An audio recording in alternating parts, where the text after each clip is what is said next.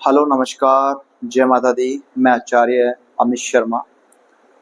आज मैं आप लोगों के लिए एक बहुत ही इंटरेस्टिंग चैप्टर लेकर के आया हूँ। बहुत ही इंटरेस्टिंग एक चैप्टर है, टॉपिक है, और उसके लिए हम बात करना चाहेंगे उस टॉपिक के ऊपर। और शायद मुझे लगता है कि उस टॉपिक के ऊपर अपना बात करना ज़रूरी भी है।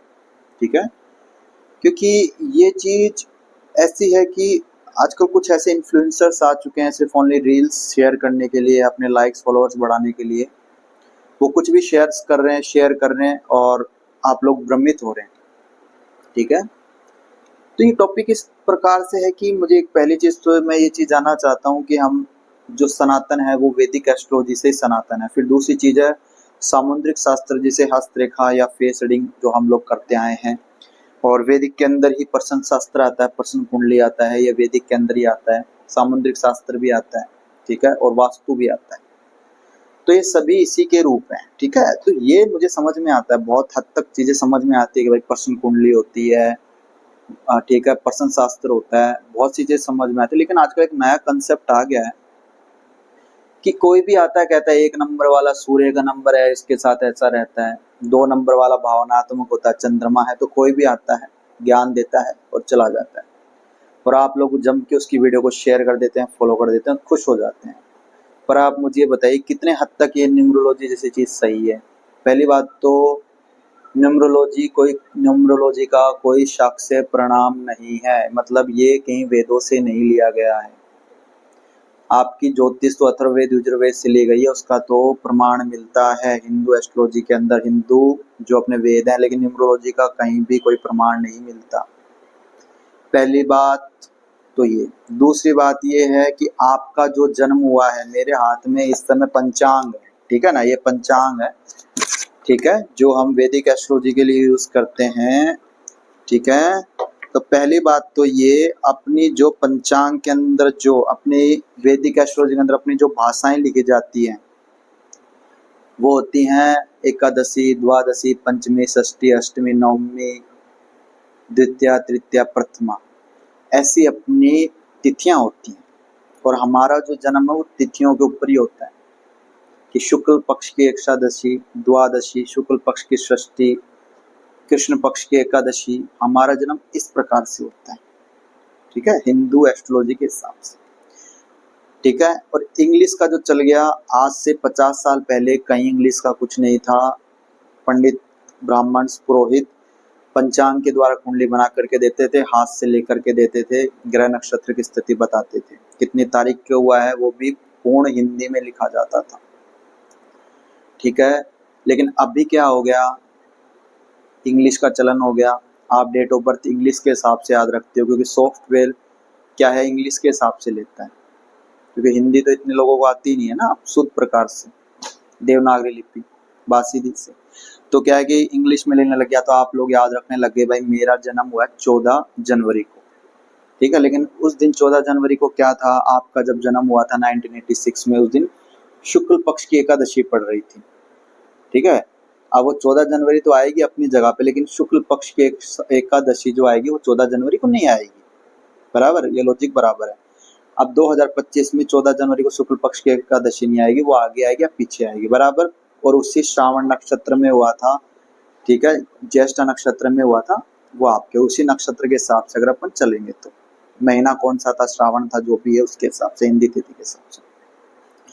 तो भाई पहली बात तो वैदिक एस्ट्रोलॉजी पूर्ण रूप से वैदिक है, इसमें नंबरों का कोई खेल नहीं है। नंबर है वो भी देवनागरी लिपि में है, तो वहाँ पे हमारा अष्टमी नवमी को जन्म होता है। ठीक है, फिर ये फंडू और बेवकूफ बनाने वाला जो कंसेप्ट आ चुका है आज के तारीख में, न्यूमरोलॉजी वाला, एक बहुत ही बेवकूफ कंसेप्ट है। ये ज्योतिष को, सनातन को और भारतीय लोगों को एक गलत दिशा की ओर लेके जा रहा है। आजकल हर कोई इन्फ्लुएंसर आ जाता है, सिर्फ टीवी के सामने, यूट्यूब के सामने बैठकर कुछ भी बक के चला जाता है, आप लोग खुश हो जाते हो, दम दम के लाइक शेयर ठोकते हो। मेरे भाई पहले तो एक बात बताओ, एक नंबर से कैसे हम लोगों का फ्यूचर डिसाइड कर सकते हैं? नंबर 1 से लेकर 9 तक ही होता है। ठीक है, 1 से लेकर 9 तक ही नंबर होता है। 1/9 करेंगे तो 2 अरब भारत की जनसंख्या है, कम से कम एक नंबर के जो लोग निकलेंगे वो 14 करोड़ लोग निकलेंगे। 2 अरब जनसंख्या, 14 करोड़ लोग निकलेंगे। तो 14 करोड़ लोगों की जिंदगी में क्या एक ही चीज घटित होना होगी है? नंबर तो एक्चुअल में 1 से लेकर 9 तक ही है, बाकी तो 1 12 13 14 15। ये क्या है, 2 है, 3 है, 4 है, 5 है, सेम वही चीज रिपीट हो रही है। सबके लाइफ में एक नंबर है। ये बेवकूफ लोग आ जाते हैं, कह देते हैं एक नंबर वाला ऐसा होता है। भाई ये सिर्फ आपको मिथ्या की गई है। हर इंसान अपने आप को अच्छा समझता है, हर इंसान की अपनी फीलिंग्स होती है, हर इंसान को ये लगता है उसको कोई चीट कर रहा है, हर इंसान को ये लगता है कि सबसे अच्छा वही है। ये आपके सिर्फ साइकोलॉजी से खेलने के लिए न्यूमरोलॉजी जैसे कॉन्सेप्ट बनाए गए हैं, बाकी इनका कोई वैदिक प्रमाण नहीं है। समझ में आ गई बात? इनका कोई वैदिक प्रमाण नहीं है। लेकिन आज के जो नवयुवक हैं, किसी को तो पंचांग देखना ही नहीं आता। ये पंचांग है, यही सनातन है मेरे भाई, ये देखना सीख जाओ। तुम्हें न्यूमरोलॉजी जैसी कुछ फालतू चीजों की जरूरत नहीं पड़ेगी। आपके जीवन के ऊपर जो प्रभाव पड़ता है वो आपकी कुंडली का पड़ता है। आपकी कुंडली जो जन्म के समय की होती है उसका आपके जीवन के ऊपर पूर्ण प्रभाव पड़ता है। ठीक है, किस जन्म में वह, किस नक्षत्र में, किस राशि के ऊपर उसका आपके ऊपर प्रभाव पड़ेगा, आपकी दशांतर दशा का आपके जीवन पर प्रभाव पड़ेगा। और आपका स्वभाव कैसा है वो भी आपके जो 24 नक्षत्र हैं उनके हिसाब से निकाला जाएगा। ठीक है, सॉरी माफी चाहूंगा, 27 नक्षत्र है उनके हिसाब से निकाला जाएगा कि आपका व्यवहार कैसा है। फिर आपकी राशि क्या पड़ रही है उसके हिसाब से आपका स्वभाव और व्यवहार निकाला जाता है, ना कि इस तरह फिर आपके लगन में क्या बैठा है उसके हिसाब से। लेकिन ना इनकी तरीके से कि आपके 1 नंबर है, आपका सूर्य का, ये है सब फेक चीजें हैं, इनसे बचे। न्यूमरोलॉजी जैसा कॉन्सेप्ट कुछ नहीं है। वैदिक एस्ट्रोलॉजी सत्य है। सनातन को लेके आगे बढ़े। वेस्टर्न से आया है, आप लोग इस वेस्टर्न के चक्कर में अपनी चीजों को बोलते जा रहे हो जिसका कोई प्रमाण भी नहीं है। ठीक है, क्योंकि आपका जो जन्म हुआ वो तिथियों के ऊपर हुआ है, शुक्ल पक्ष, कृष्ण पक्ष। इन गोचों के पास तिथि भी नहीं है। सबसे बड़ी बात तो ये देखो ना, हिंदू धर्म में तिथियां तो है, हमारे 1 नंबर भी 2 बार आता है, पंचमी भी 2 बार आती है महीने में, शुक्ल पक्ष की और कृष्ण पक्ष की।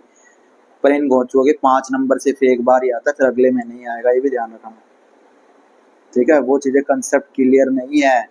और पहले तो ये बताओ, इन गोचुओं ने जिसने बनाया है, हमारे भाई शास्त्रों में तो कहीं नहीं लिखा कि हिंदी में कि कहीं भी नहीं लिखा संस्कृत में कि 1 नंबर, प्रथम नंबर या द्वितीय तृतीय ये चंद्रमा का है, चौथा राहु का है, केतु का, ये तो कहीं नहीं लिखा। तो इन्होंने एक कंसेप्ट बना कहाँ से दिया? ये बुक जो लिखी गई थी कीरो के द्वारा लिखी गई थी, कीरो के द्वारा। पता है, वेस्टर्न था वो। ये कुछ नहीं है, आपको सिर्फ मिसगाइड करने के लिए बुक्स लिखी गई हैं। और आज हम इंडियंस ये दे न्यूमरोलॉजी, वो दे न्यूमरोलॉजी, क्या है भाई? कुछ नहीं है। वैदिक की तरफ बढ़ो, यही सनातन सत्य है। तुम किसी का न्यूमरोलॉजी से भविष्य डिसाइड कर सकते हो क्या? किसी की मौत बता सकते हो क्या? किसी को तरक्की कब मिलेगी बता सकते हो क्या? लेकिन न्यूमरोलॉजी वालों ने इतना गजब का गंद फैलाया है कि उनको पता है कि अपनी दुकान ऐसे नहीं चल रही, फिर उन्होंने नंबर घुसा दिया आपकी कार्स में, उन्होंने नंबर घुसा दिया आपके मोबाइल्स में। आपके दिमाग में गंद पड़ गया, आप वैदिक की तरफ नहीं जा रहे। ये वैदिक और सनातन से दूर हटाने का एक ब्रह्म जाल जो है फैलाया जा रहा है आप लोगों के लिए। जो बात है मैं स्पष्ट कह दे रहा हूँ आज यहाँ पे, इसलिए मैंने इसको रिकॉर्ड किया है। समझ में आ गई बात? तो वैदिक की तरफ बढ़े, इन फ्रॉड की तरफ ना बढ़े। ठीक है, और ऐसे फ्रॉडियों से बच के रहें, बात सीधी सी है। ठीक है, बाकी जय माता दी, धन्यवाद।